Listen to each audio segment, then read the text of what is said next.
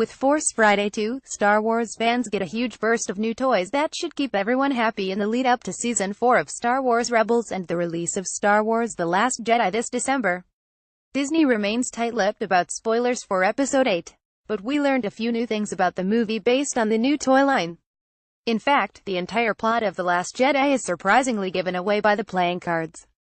No, seriously, we won't dare to spoil the whole thing for you.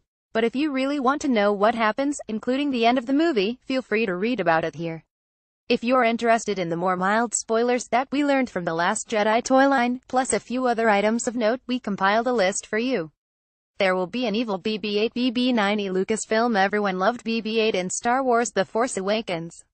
The little orange and white ball rolled into our lives and stole our hearts with his cute robot language and little Zippo lighter thumbs up. But thanks to Sphero, the creators of the interactive BB-8 toy that rolled around your house and made cute noises, we now have BB-9E. He looks pretty much exactly like BB-8, except this time, has a flat head and features a more first-order friendly black and gray look. To promote the new character, Disney released a cute cartoon of BB-8 and BB-9E interacting. We don't know exactly what the role of BB-9E will be in The Last Jedi, if anything. Considering Disney and Star Wars history with toys and marketing, he could be nothing more than a background character. New Resistance and First Order ships. Fans are excited about the film's new ships. YouTube. As far as Imperial and First Order ships go, the design has always been somewhat typical. The Trident Star Destroyer came in an elongated triangle shape. But we've been given two new ship designs, one of which is a First Order ship shaped like a wing called Supremacy. This is the main ship that holds Supreme Leader Snoke. It's reminiscent of how Darth Vader's Star Destroyer, the Executor, was different and deadlier than the cookie cutter Star Destroyers. The other ship we get a first-hand look at is the Raddus, a Resistance ship dating back to the era of the original trilogy. In general, it looks much like the Rebel Alliance ships from Star Wars Return of the Jedi. And the name will be familiar for fans of the recent movies. It's a Mon Calamari ship named for Admiral Raddus, who played a major role in capturing the Death Star plans in Rogue One, a Star Wars story.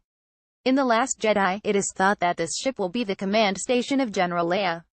A closer look at Snoke. While on the topic of Supreme Leader Snoke, the action figures give us a bigger look into the mysterious character than anything we received from The Force Awakens. Snoke has a yellow cloak. Weird, but I dig it. Snoke. Star Wars Force Friday The Last JD picked out Twitter.com x7ww3rn1r. Cody Cruz at Mercoco presents September 2, 2017. We can see here that, despite appearing to be a whitish color in the holograms from The Force Awakens, Snoke's skin pigment is actually a pink hue. In addition, we see the leader wearing a somewhat strange gold robe and sitting atop his massive throne. This is quite a change from the Sith Lords of the original trilogy, who typically wore black.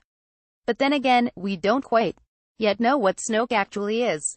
No red arm for C-3PO. Anthony Daniels as C-3PO. Lucasfilm. This was a small plot point for The Force Awakens, but it appears that C-3PO ditches the red arm and is back to his usual gold color for the movie.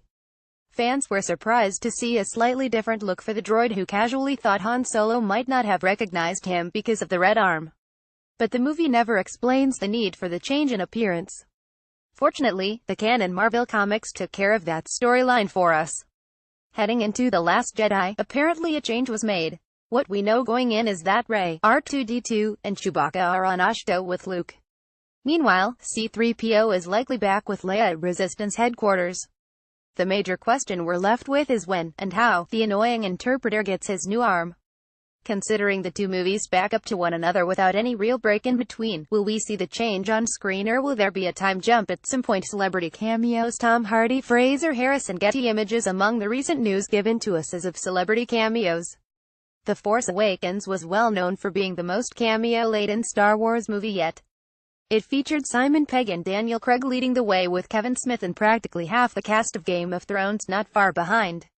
Thanks to actor John Boyega, we already have an idea about a few celebrity cameos for The Last Jedi via Screen Rant. I've had enough with those secrets. Prince William and Prince Harry came on set. They were there. I'm sick of hiding it. I think it was leaked, anyway. There were images. Every time I get asked, I have to dodge it. I'm tired of dodging it. They were there. Tom Hardy was there too.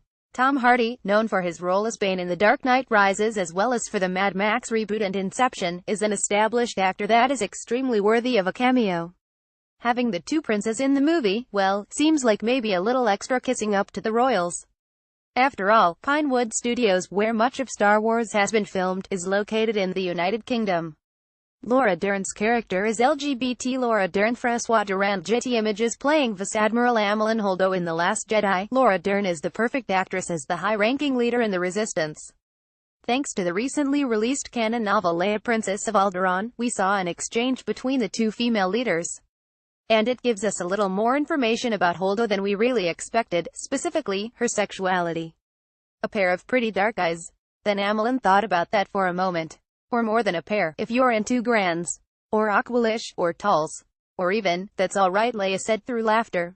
It's just humanoid males for me. Really, that feels so limiting. Thank goodness it's a big galaxy. At no point does the novel come out and say that Holdo is bisexual, or any other label for that fact. But Star Wars and Disney have been pushing for more diversity in their movies over the last few years. An official LGBT character in Star Wars would be a major first.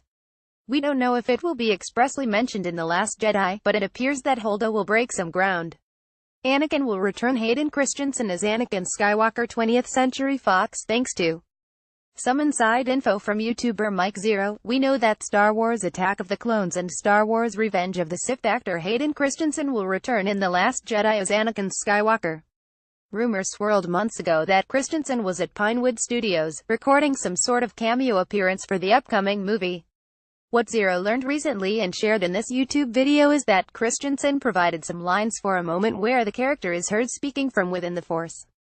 As far as we know now, we will only hear and not see Anakin in the movie. While that last point may be a bit of a disappointment, just the fact that they're bringing Christensen back to play some small part is a nice way to tie together the prequels, the original trilogy, and the new trilogy. Information via IMDb. Check out Entertainment Cheat Sheet on Facebook.